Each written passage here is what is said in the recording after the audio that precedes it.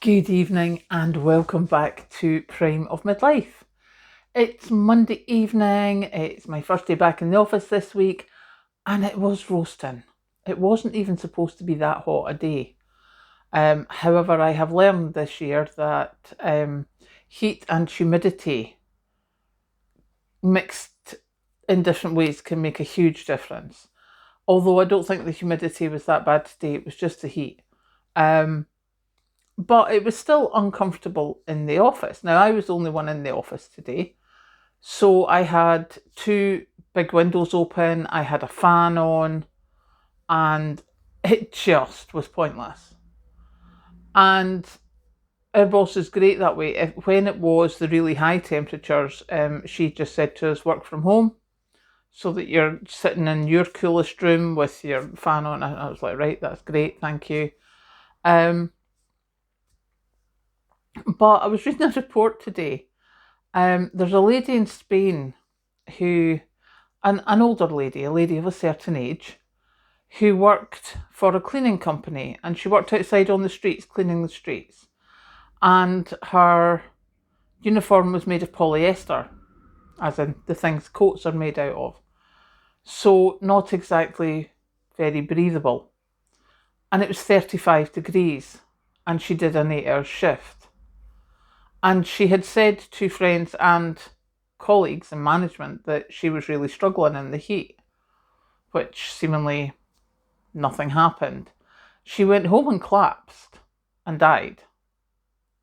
Now, as far as I'm aware from the report, she collapsed, hit her head and died. But they are looking to see if it was heat stroke that caused the collapse, and if it was, they're looking to sue the company. Now, the reason I'm telling you this is because last week, my colleague and I were talking about the temperature because it was so hot. And I made her laugh because she's like, surely there has to be, and I was like, there's no maximum temperature in the UK. I was like, how do you know that? I thought, well, let me tell you the story. It's way back in the 80s when I was at secretarial class in school. And our teacher, who was a complete dictator, but such a good teacher, she turned out some really good secretarial people. She told us about the Offices, Shops and Railway Premises Act of 1965. Now that has stuck in my brain since the 80s. It has been updated and usurped by other, or superseded by other legislation nowadays.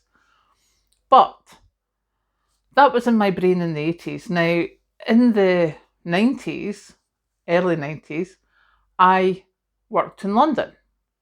I worked in Victoria Coach Station. Now, if anyone's seen Victoria Coach Station, I was in the ticket office. And you'll know that the ticket office is just huge plate glass windows. And then the little sort of cubicles where the ticket people worked. And then the barriers where people queue for tickets. So I was sitting at this little cubicle, with the glass in front of me and the little louvered window, and behind us was plate glass windows. Now, I don't know what temperature it was, but I do know nowadays that the temperature feels very different in a city than it does up here in the country. So it was so hot. And I knew of the Offices, Shops and Railway Premises Act 1965. So I went and found it and looked it up and stuff and things. And there was no maximum temperature. And I was like, are you having a laugh? And no, there is no maximum temperature in it. And even the newer legislation does not have a maximum working temperature. So when I was in London, the management supervisors, etc., they were coming around with iced water, iced juice, such things to try and keep us cool. But the windows, the big plate glass windows behind us, didn't have any blinds. They had nothing. They couldn't keep the heat out. And of course nowadays, because certainly here in the UK, because we are having days with higher temperatures, people are starting to notice how difficult it can become. And seemingly, before the government that's in power just now got in, they were like, oh yes, we're going to look at that, we're going to change it. Obviously nothing's changed yet. I mean, why would I think anything had changed at any speed?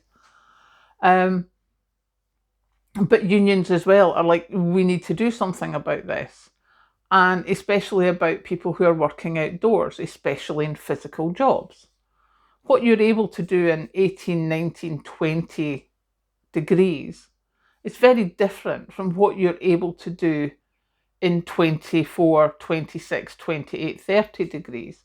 And you shouldn't be expected to be able to do the same if you've got a physical job. But that doesn't come into it very often, and certainly legally it doesn't come into it here in the UK. So it might be interesting to keep an eye on. Certainly in Spain there's an uproar over this. I'm presuming, I think they said further around Europe there's other places looking at it. But yeah, just in case anyone's like me who works in an office that, I don't know what happened today, I had windows open on both sides of the walls and there was no through draft and it just seemed to get so hot. There is no legal maximum temperature for working here in the UK. I checked, and then I read it in the news article as well. But I was pretty confident in my checking that I knew where to look, and there is no maximum. There is a minimum, but there is no maximum. So there you go. I think that is definitely something that should be looked at in the next couple of years at least, because if these little heat waves and increases in temperature are going to continue, it should possibly be something that is looked at, whether it's providing water, whether it's providing shade. I think hot weather working conditions should be looked at. So there you go. That's my thought for today. So now I'm going to go and get something to eat, and I'll catch you later.